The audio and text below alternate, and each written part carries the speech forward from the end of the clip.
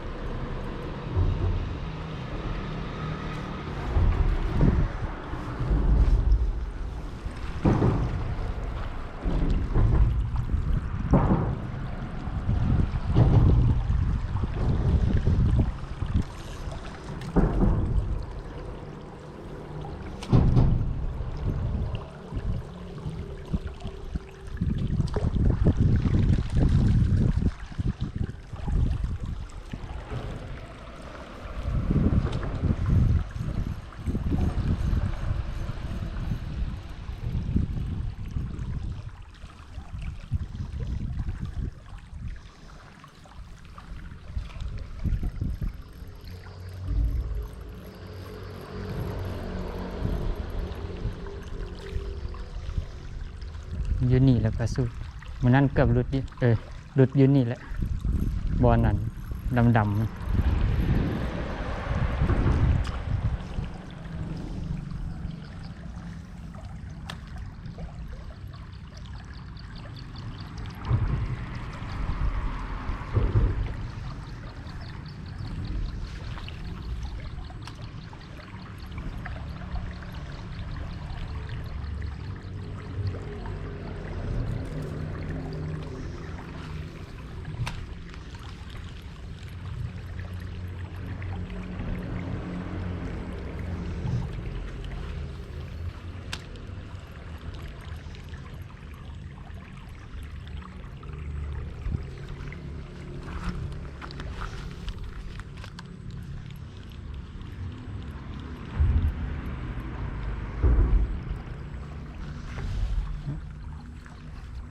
เห็นบ่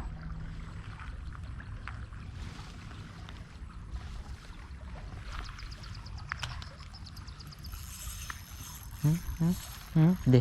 กเอียงอันนี้ มาแล้ว ประสูตรอุ้ยลุด นี่เนาะมาแล้วผลงานแรกสูตรอุ้ยตัวน้อยนะนี่ได้แล้วเลยกับเนียตัวไม้เนาะนี่เนาะเนียสูตรเนียปักอุ้ยไปละอันนั้นโอ้มันจะตายวะ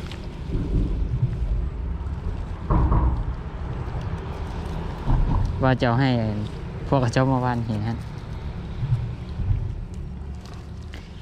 ถือว่ารอดแล้วเนาะเกาะมือจักมันกัดบกัดดึกไปตกอยู่คุณรอดละดึกไปแบบคือแบบเกาะเลยนี่แหละ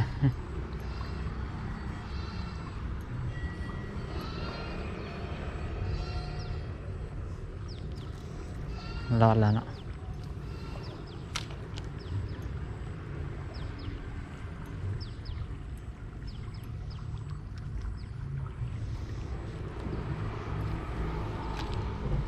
บอลดักลี่มันเนี่ยบอลเราต้องการตัวใหญ่นะครับตัวน้อยเบา